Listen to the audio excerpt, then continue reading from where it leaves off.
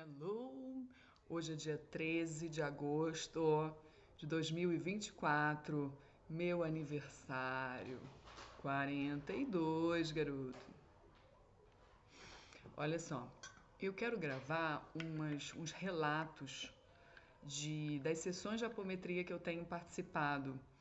Eu comecei a trabalhar lá no GAAC, que é um centro de apometria muito legal aqui de Campinas, e estou lá trabalhando, né, voluntário como médium,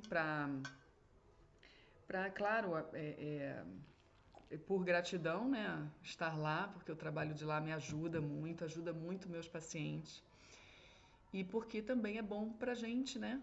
Precisamos trabalhar na caridade, precisamos trabalhar voluntariamente numa casa que precise, e a gente estará em primeiro lugar recebendo. É por isso que eu vou gravar esses vídeos de vez em quando com os relatos para vocês entenderem a profundidade de um trabalho desse. Tá? É claro que a captação dos médiums vai depender muito do tipo de mediunidade, do desenvolvimento mediúnico, da consciência mediúnica de cada um, da paciência, da confiança e da entrega de cada um para o desenvolvimento sem pressa, né? Então, o que eu vou relatar aqui é com base nas minhas captações lá. Eu, como médium, captei o que eu vou relatar, tá bom? Eu não estou relatando a captação de outros médiums, porque tem outros médiums na mesa que fazem outras captações em paralelo, tá? Mas eu vou contar as minhas. E aí, quero deixar claro para vocês por que a gente recebe muito também, né, nesses trabalhos? Porque tudo tem muita ressonância. Todo campo que a gente vai trabalhar como médium, a gente atraiu, né? Então, como é que funciona assim na prática lá?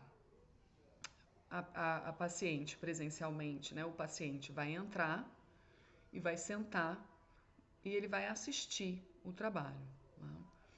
Né? Isso quando é presencial. E aí vão ter os médiums ali disponíveis e sempre tem que ter o dialogador, né, alguém para conduzir a parte do diálogo, é uma técnica, né, então tem que dar os pulsos, tem que dar os comandos e fica o médium fazendo a parte de captação. Então é mais ou menos assim, uma dupla, né, um dialogador e um médium que capta. E vai estar lá a mesa, dependendo do dia, se foram muitos médiums, terão várias duplas, né, ou às vezes tem muitos médiums e poucos dialogadores. E aí a coisa vai acontecendo conforme está lá, conforme as pessoas apareceram para o trabalho. Aí eles vão, né? Mas enfim, tem que ter o dialogador e aquele que vai captar. A pessoa que está assistindo, ela vai ouvir, dependendo da quantidade de médiums na mesa, muita loucura. Todo mundo falando ao mesmo tempo, captando, o dialogador ali fazendo, os pulsos dando os comandos, e às vezes é obsessor, às vezes é personalidade múltipla, às vezes é subpersonalidade. O Santiago está aqui assistindo o desenho.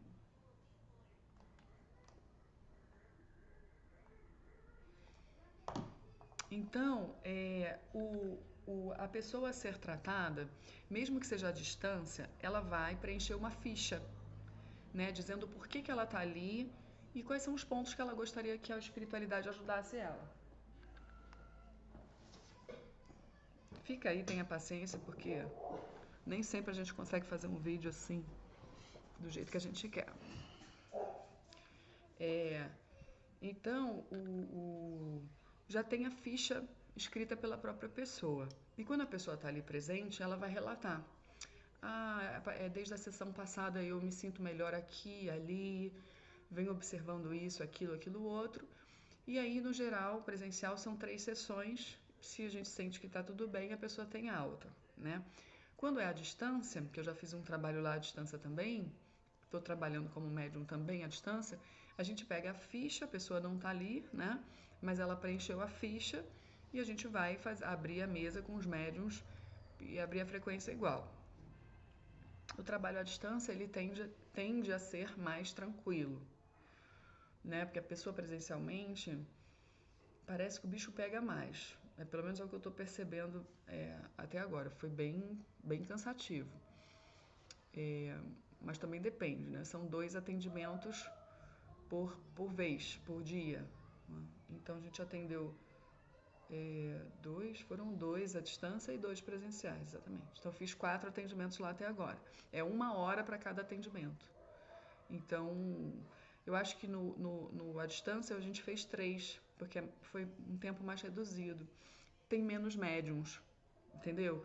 Porque à distância é feito, pelo menos até agora, na parte da tarde. E na parte da tarde tem menos médiums disponíveis. Talvez por isso tenha sido mais tranquilo, tá? Acho que por isso. Então tá. Vamos lá. O que eu trago de conteúdo maravilhoso para vocês? Foram alguns atendimentos, então eu vou escolher aqui algumas coisas do primeiro atendimento à distância. Né? O caso era de uma. Isso, era uma moça que mora no Rio Grande do Sul e ela trouxe uma demanda de família, né? Que ela estava com muitos problemas dentro de casa, com doença, sintomas em todos, né? Nas crianças, nela, ela estava com muito medo e tal. E aí pediu para... Eu não posso falar muito, né? Para não expor o caso. E ela pediu para olhar, né? Porque ela disse que desde o casamento ela não teve um momento de paz. Desde que ela se casou, ela não teve nenhum momento de paz. Tudo virou muito... Então, os médiuns estavam na mesa, eram 2 duplas, eu e mais uma, né? A captação da outra dupla foi mais para o casamento, para as questões que envolvia sogra, sogro, não sei o que, a captação foi sobre isso. Para mim, veio uma subpersonalidade que acabou gerando conexão com personalidade múltipla. E aí, a subpersonalidade ela é mais conectada à vida atual, né? Às emoções e tudo mais. Então abriu muito medo, uma sensação de que está tomada pelo medo, escondida num buraco e não querendo sair. E o diálogo interno era onde está Deus, né? Deus está me punindo, estou vivendo um castigo. Isso aqui é um castigo. Como é que eu vou sair disso? Não acredito que eu vou sair. O que será que eu fiz, né? E aí vieram algumas cenas de vidas anteriores, né? Porque aí o dialogador vai dando pulso e vai voltando, né? Percebendo, conversando assim, por que você acha que Deus está te castigando? Por que Deus tem, né, essa necessidade de te castigar? O que foi que será que você fez de errado? Me fala. E aí a gente acabou voltando para a vida passada, né? Embora a pessoa não saiba, o que gera é esse conteúdo que está escondido lá no inconsciente. E aí ela vive uma dor aqui na vida atual e aquilo acorda e ela não está sabendo. Ela perde o controle, né, das coisas.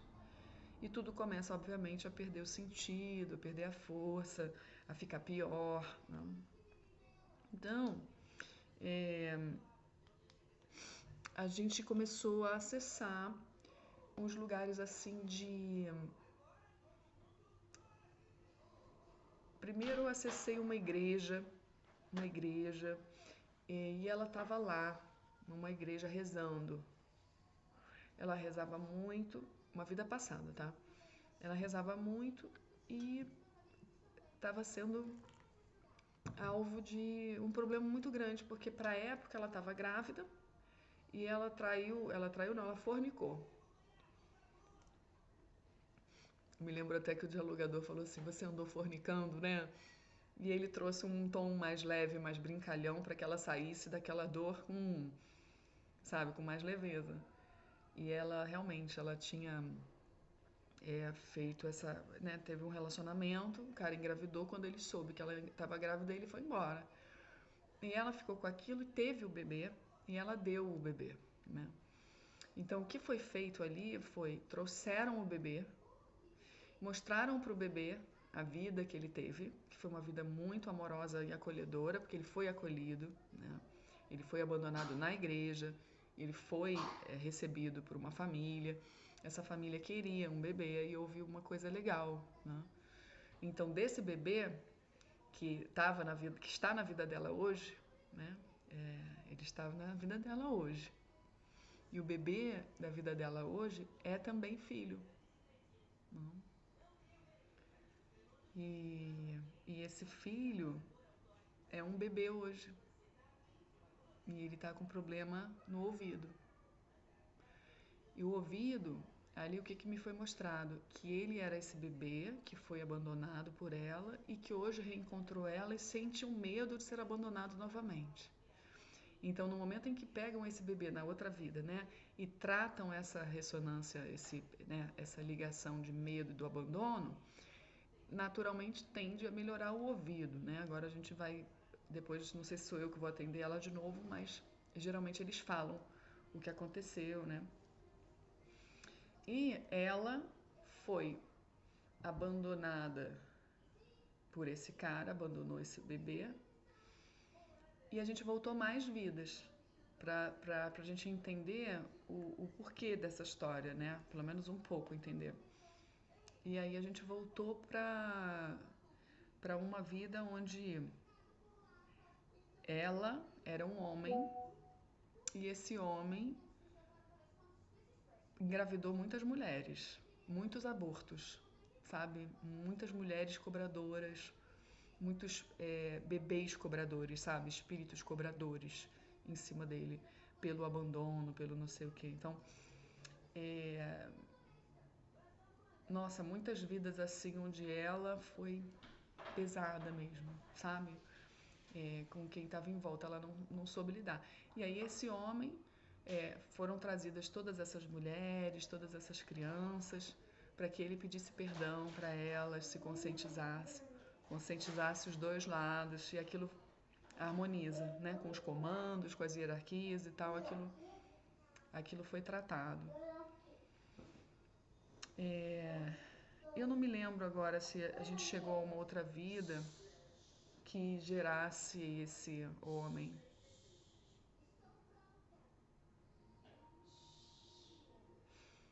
Pera, chegamos.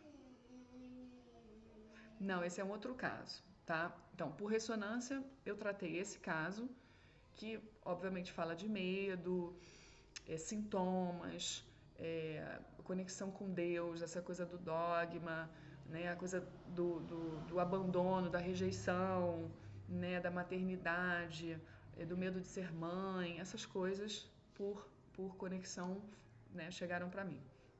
O outro caso foi bem legal, porque eu espero que eu saiba contar.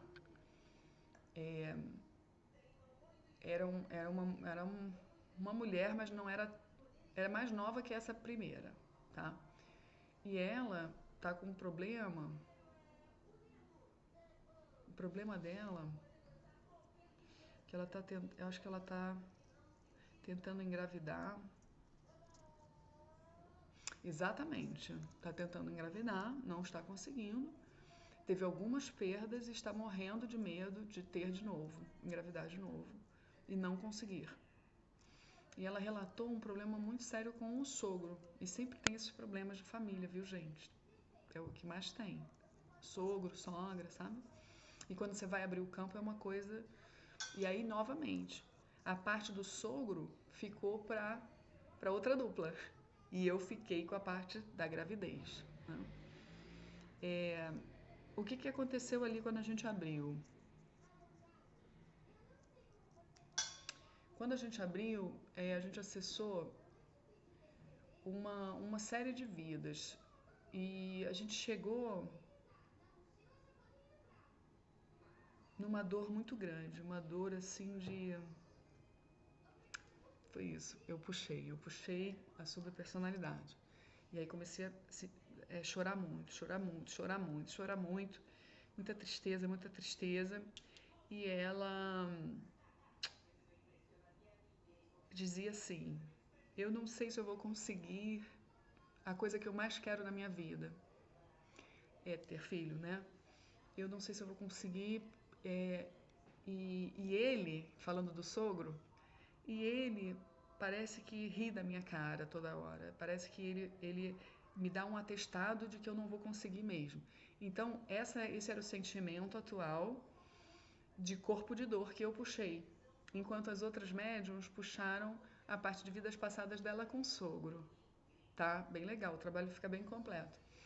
E aí a gente começou a puxar vidas passadas aqui para tentar entender e tratar essa emoção de impotência, de não vou conseguir, de medo, né, também, de não conseguir se realizar. E aí a gente chegou numa vida onde ela era uma mãe, né, e o filho dela foi para a guerra. Ela tinha mais filhos, tá? Esses outros filhos eram mais jovens do que esse que foi para a guerra. Esse que foi para a guerra era jovem também, mas ele não voltou, ele morreu na guerra. E ela ficou devastada. Ela chegou a morrer mesmo porque se entregou. Né? E os outros filhos, isso foi mostrado pelo dialogador, né? Os outros filhos dela ficaram a ver navios, tipo reféns da tristeza dela, né? E ela faltou para eles. Então isso foi mostrado para ela, que além de tudo ela tem esse medo, sabe? Ela tem esse medo de que ela não vai conseguir de novo. Tem aquela tristeza que toma ela. E a desgraça, de fato, acontece. E a gente voltou mais no tempo. No que a gente voltou mais no tempo, a gente acabou chegando numa coisa que me tocou muito. Pela minha vida pessoal. Me tocou. Foi a questão da mãe, ela ter nascido de uma mãe com um transtorno psiquiátrico, sabe?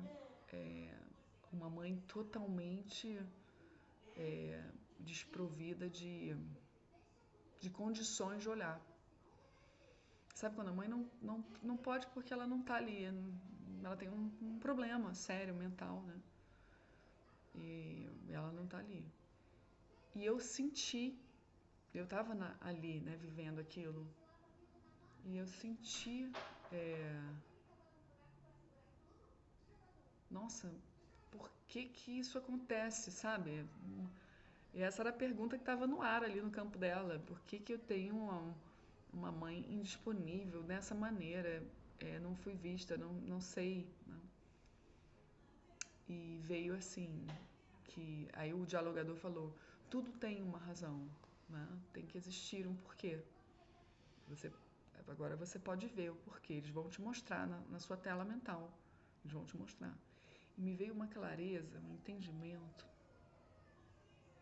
Nessa vida atual dela, ela tem uma baita questão, mas eu não me lembro dela ter colocado isso na ficha.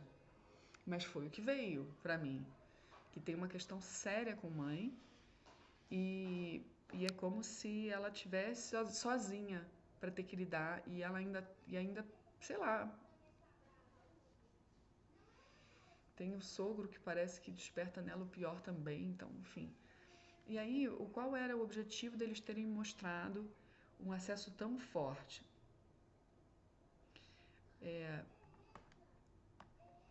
Para ela ver o como faz falta ter uma mãe presente, né? Porque ela provocou a dor nos outros filhos. Ela perdeu um filho e esqueceu dos outros.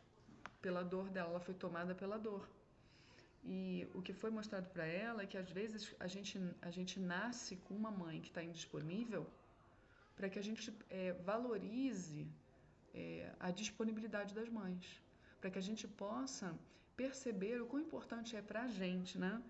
Nós precisamos nos tornar mães presentes, mães acolhedoras e que veem os filhos. Então foi uma vida ali pesada de sequência, que eu não sei se estou falando todas as sequências, mas essas duas eu lembrei e elas foram mais ou menos uma sequência da outra. Né? Uma ela acaba deixando, a outra ela está indisponível por outra coisa também. E na outra, ela nasce com uma mãe totalmente indisponível. E o perrengue que é você nascer com uma mãe totalmente indisponível. Né? E de certa forma, aquilo ali, eu ter acessado aquilo ali, eu saí de lá, eu já sabia que aquilo ali tinha sido para mim. Né? E me bateu um alívio, um alívio. Porque com o Santiago, sabe, eu faço tudo o que eu posso com uma presença de qualidade.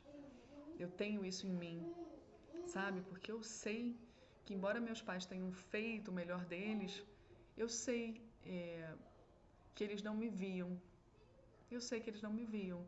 A minha mãe, pelas razões óbvias que até hoje ela tem, é impossível conversar, né? Ter um diálogo que tenha um alcance profundo. Ele é superficial, ele é cheio de via de escape. É muito difícil você ter a presença dela, porque ela está agitada mentalmente, não consegue se concentrar.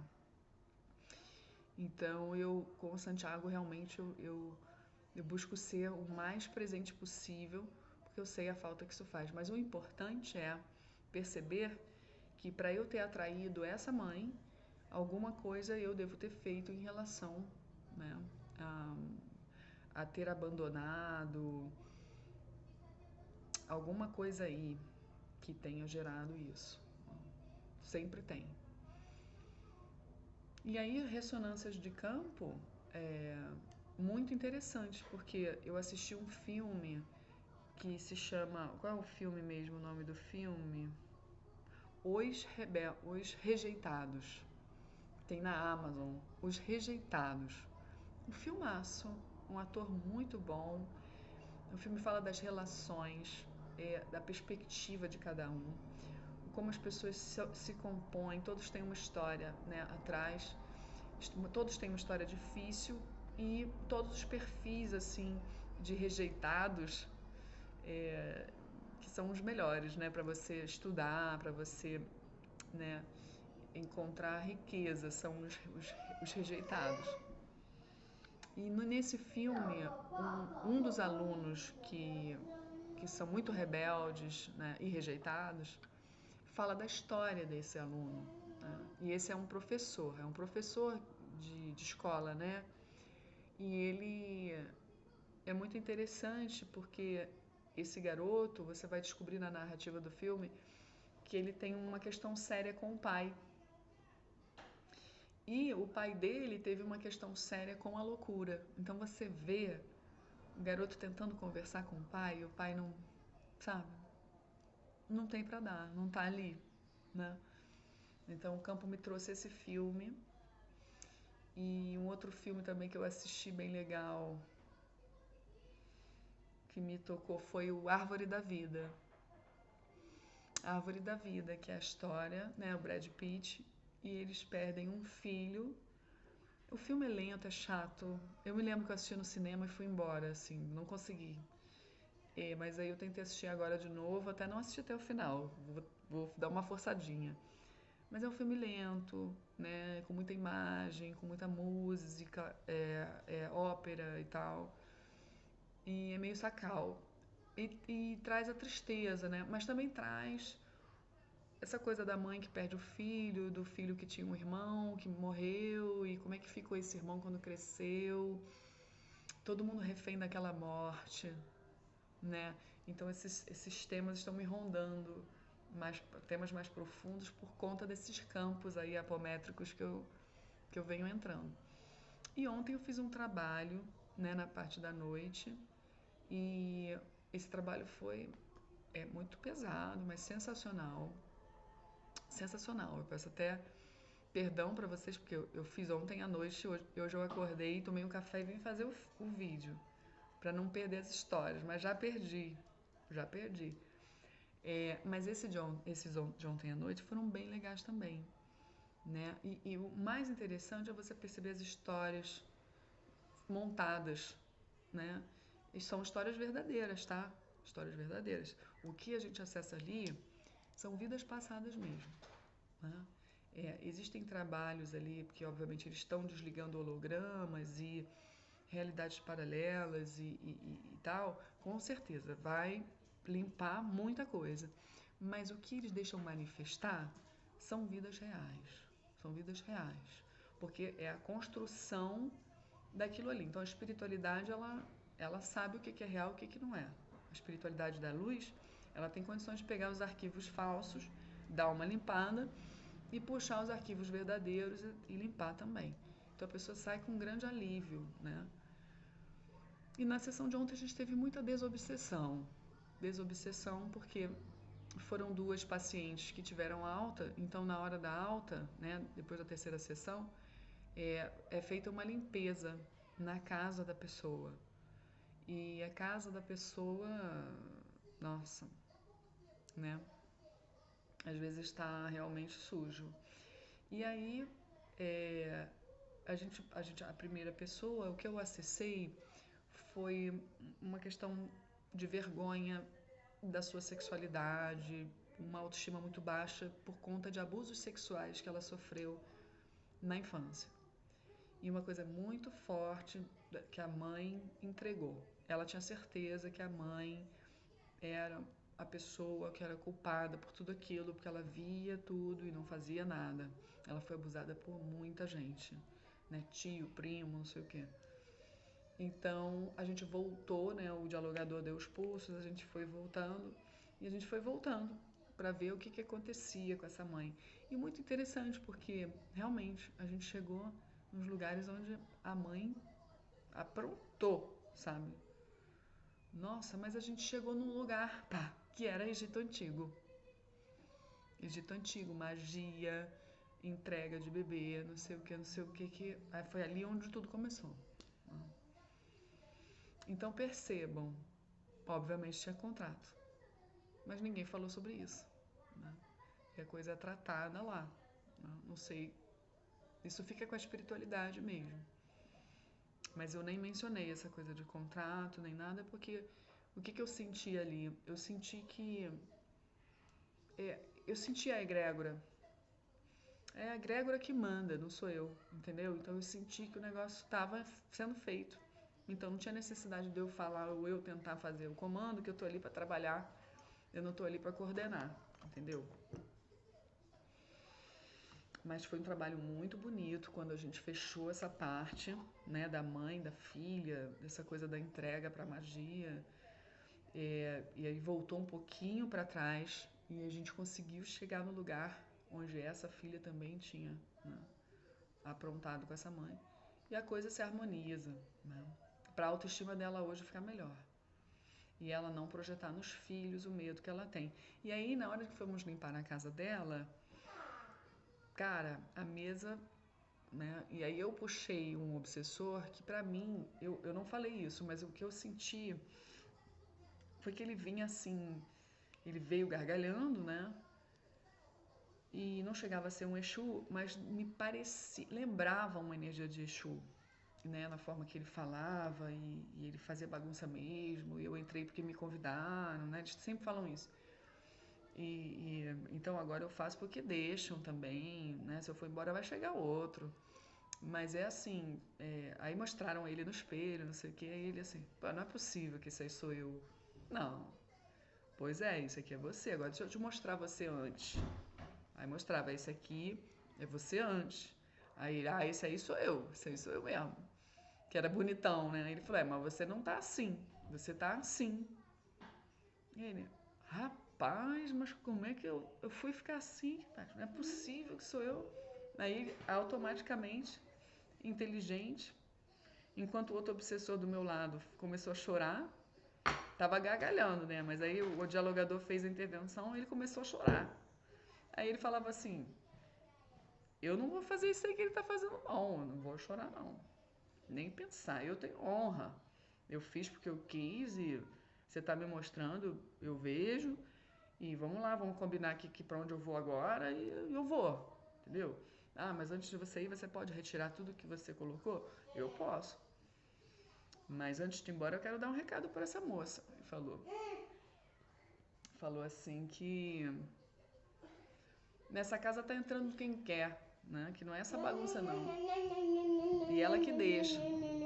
Santiago, eu tô gravando vídeo. E ela que deixa, ela que deixa. E se ela continuar fazendo esse negócio de ter medo e projetar o medo dela lá nos filhos, e aí mesmo que a história vai se repetir, sabe? Então ele tava. O que eu percebi? Que ele era. Que ele era uma espécie de Exu, alguém ali que. Não sei, um Exu negativado, alguma coisa assim. E quando a paciente começou a falar, né, que tem uma espécie de troca, né, ali entre eles.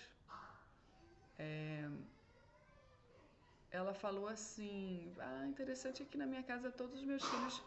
Santiago, para. Eu sei que você tá tossindo, mas você sempre faz isso quando eu tô gravando o vídeo.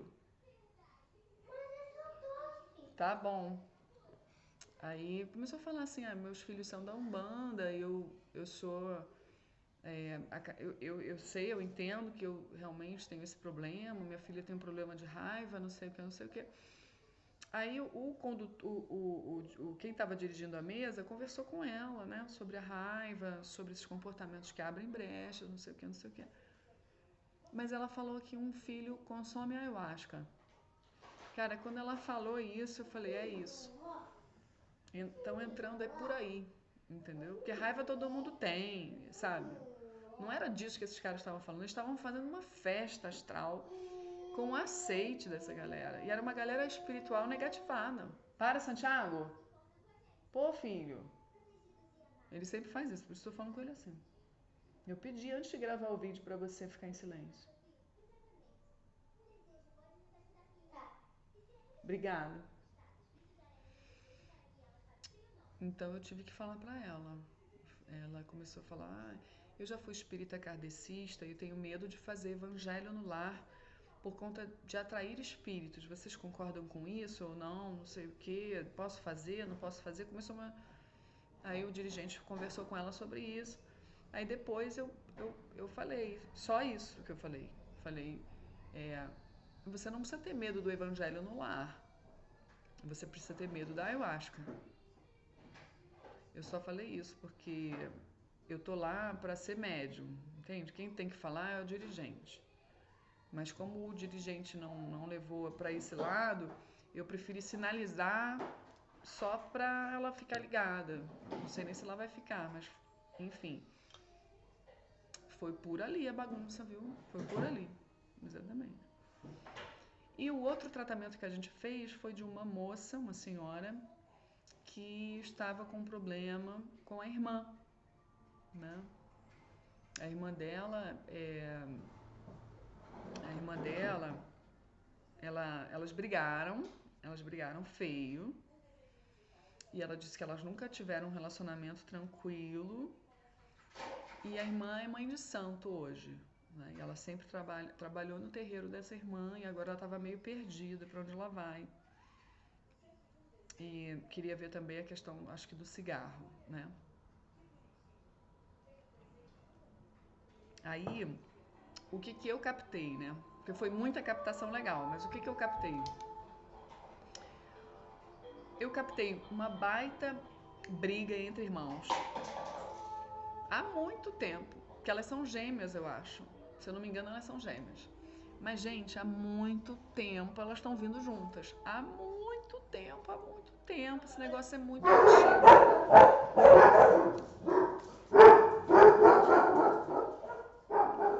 É muito antiga a questão delas. Muito antiga. E se repete. E, então eu fui captando uma atrás da outra, sabe? Desde criança. Ninguém vê, parecia que ninguém vê. A sensação era essa. Ninguém tá vendo que a gente tá brigando, estão achando normal. Isso aqui é competição, isso aqui tá me fazendo mal, eu tô bem louca. E ela tava mesmo. O campo mental dela bem confuso. Eu comecei a captar por aí. Uma confusão mental, uma falta de clareza sobre o que ela é. Quem foi que errou, quem não errou. Aí ela se perguntava assim, será que a minha irmã não tá fazendo magia pra mim? Porque ela tá. Eu tô ficando louca, eu já fiz de tudo, eu não quero ficar assim com ela mais, já chega. Aí a gente foi voltando pra trás e limpando essas vidas de briga, de competição, de briga e competição, mas ela sendo a vítima da irmã. Só que em vidas onde ela quebra uma perna, a irmã vai embora, não ajuda, A irmã deixa ela sofrendo. Até que a gente chegou numa vida, uma vida raiz, que foi um start para essa loucura, que era onde essa paciente era uma mulher com muitos bens, né? Ela era rica, ela era poderosa, ela recorria a oráculos, pedia para fazerem magia para que ela ficasse poderosa e ela fumava, né? E essa irmã era humilde, sei lá, se ela era uma serva, alguma coisa assim, e ela se apaixonou por um homem. E ela falou: não, ninguém vai ficar com esse homem é meu. E ela matou a mulher, né? Literalmente. Então, sentimentos de poder e de inferioridade, né? A briga ali entre irmãs, iniciando por essa vida. Então, a gente retomou essa vida, a gente trouxe a alma da irmã dela, né? Atual, ela pedindo perdão para essa irmã dentro daquela primeira vida, né? Onde ela era poderosa e ela dizendo: eu realmente não via com clareza, eu achava que o poder era tudo e o poder nem era meu. Hoje você tem muito mais poder de magia do que eu. Você pode me destruir se você quiser, eu te peço que você não faça isso. Eu te peço perdão, te peço perdão, te peço perdão. E foi muito emocionante. Porque o choro vem de um outro lugar, sabe? É um choro antigo, é uma dor de alguém que está sofrendo há muitas vidas. Então, aquilo sai, quando sai, é um negócio que possibilita um perdão, um reajuste maior, né? Porque a carga que é liberada é uma carga de várias vidas e não de uma só. Então, as duas conseguem se compreender num outro nível, num nível muito maior, né? Mas essa irmã não estava tão receptiva, tá? Quanto a mãe da outra que eu acessei. A mãe conseguiu perdão, a filha e tal, estavam cansadas de sofrer, né? Agora, nesse caso, a irmã hoje tem muito poder. E ela não tá muito afim de abrir mão, sabe? Então, o que aconteceu? A gente foi muito bom. Santiago, só um instantinho. A gente conseguiu fazer com que a consciência dessa paciente pudesse aumentar. Porque se a gente não consegue ainda chegar no ideal entre as irmãs, a gente consegue, com tudo aquilo que a gente recebeu, fortalecer essa irmã que está aqui pedindo ajuda, né? E abrir novos caminhos a partir dali. Então, ela estava fechada no trabalho espiritual há 20 anos na casa do terreiro da irmã. E agora abriu o horizonte e ela vendo os médiums ali captando, né? Eu recebi um caboclo, eu recebi um exu. E ela falou: nossa, que incrível isso aqui. Então quer dizer que eu vou poder usar as entidades de Umbanda minhas, que ela falou que tinha um baú, que tinha um laboratório montado lá na casa dela, né? Aliás, aquilo que eu peguei, que eu canalizei, não era um obsessor. Não, ele não tinha ligação com ela de vidas passadas, ele era uma espécie de réptil ou algo assim, um ser sem emoção muito ereto, muito grande. E ele colocou capacete nela, tinha um laboratório na casa. Ele não estava interessado diretamente na energia dela, a casa era o laboratório dele. Então, foi desarmado todo o laboratório, foi desarmado todo. Ela estava com frio, ela se mexia tanto, dava para escutar. Eu estava captando, dava para escutar ela se mexendo, se sacudindo, mexendo na perna, não sei o quê. Porque estava muito frio, não era o frio que estava fazendo ontem à noite, porque a gente estava dentro de uma sala fechada. Era o frio que fazia naquele laboratório. Era uma coisa gelada. Tanto é que quando o trabalho acabou, o frio dela passou. E aquele ser era um ser gelado, era um ser muito duro, sem emoção, e ele simplesmente era um... Enfim, ele até respondeu algumas perguntas, monossilabicamente, mas quando chegou o pessoal, né, da egrégora para desarmar o laboratório, aí na hora eu já encurvei e já virei uma espécie de Exu, por conta do descarrego que precisava ser feito ali, ou no ambiente, ou em mim, ou em todos, né? Então, quando ela viu essas coisas, ela falou assim, cara, não tô entendendo nada, eu tô muito confusa, mas aqui eu tô vendo uma coisa nova. Vocês acham que eu tenho que tirar o meu baú com as minhas coisas, minha caixa com minhas coisas da Umbanda? Será que foi isso que montou esse laboratório lá? Pô, a gente falou assim, lógico que não, não, você tem mais é que trabalhar mesmo, não tem problema.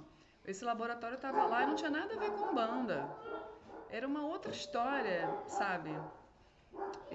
A Umbanda é uma coisa, e às vezes você trabalhar na Umbanda como médium não vai desfazer um laboratório desse tipo, porque o que eles não explicaram ali, e que não precisa explicar, e que às vezes eles nem sabem como explicar, porque não tem acesso à informação, é que aquilo ali era um laboratório de outras raças, para clonagem, fazer umas coisas mais pesadas.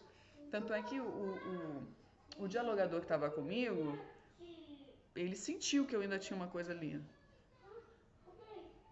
Quando todo mundo já estava limpando, já tinha ido embora os obsessores e tal, eu ainda captei uma outra coisa que era um capacete que estava nela e que era desse cara e que tiraram. Eu falei, agora tiraram, agora tiraram.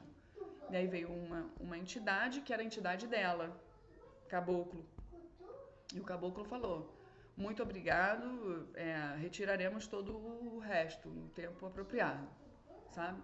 Aí sim, a gente abriu caminhos para eles conseguirem fazer o que precisava ser feito. Claro, eu iria fazer todo mundo junto, mas ele manifestou ali para dizer, eu estou aqui e muito obrigado, né? Assim como um mentor da outra paciente manifestou na outra médium também para agradecer a gente pelo trabalho, que muito obrigado, que ele reconhece os esforços de cada um que estão ali, que poderiam não estar ali trabalhando, cada um tem suas coisas para fazer, tem criança em casa, tem seu... O mentor falou, estão aqui, muito obrigado. Mentor de paciente sendo atendido. Por quê? Porque a nossa mentoria, às vezes não, em muitos momentos ela encontra dificuldade de fazer trabalhos de limpeza na gente. Por essa quantidade de coisa que né, é um stick puxa danado daqui e dali, que eles precisam de ajuda para eles conseguirem se firmar, irem abrindo, essa ajuda vai chegando, é igual a gente. A gente, no início da mediunidade, precisa de muita ajuda. Muita ajuda, então, isso se trata deles também. Aí a ajuda vai chegando para te equilibrar. E no momento que o médium está mais equilibrado, mais limpo, mais harmônico, poxa, um trabalho maior pode acontecer, com maior alcance, aí sim, as coisas vão chegando com mais facilidade, mas ainda assim, a própria equipe da pessoa não pode resolver tudo, nem sempre. Sabe? Nem sempre. Então aí essa moça pediu para trabalhar na apometria. Ela falou, nossa, então eu quero trabalhar aqui. Aí foi dito para ela, você pode vir, vai ser muito bem-vinda. Ela, mas eu não entendo nada, como é que eu vou saber se é um espírito da luz, se é das trevas, se é um guia, se é alguém se passando por guia? Aí todo mundo riu, né? Bem-vinda, é assim mesmo, mas quando você começar a trabalhar, você vai aprendendo, né? É o que a gente faz aqui, todo mundo. Aí eles indicaram ela para fazer o curso e aí ela vai começar depois. Entendeu? Então já foi dado um novo caminho para ela sair da irmã. Não precisa mais ficar na sua irmã, não achar que a vida acabou. Tem novas coisas, fique tranquila. Entendeu? Tá bom, gente, era isso que eu queria relatar mais ou menos. Espero que tenha ficado claro, embora que o barulho esteja grande aqui em casa. É assim mesmo. Quem tem interesse fica. Quem não consegue, não tem, não tá na hora, vai embora. Tá bom? Mas eu espero que tenha sido útil. Um beijo, beijo para vocês.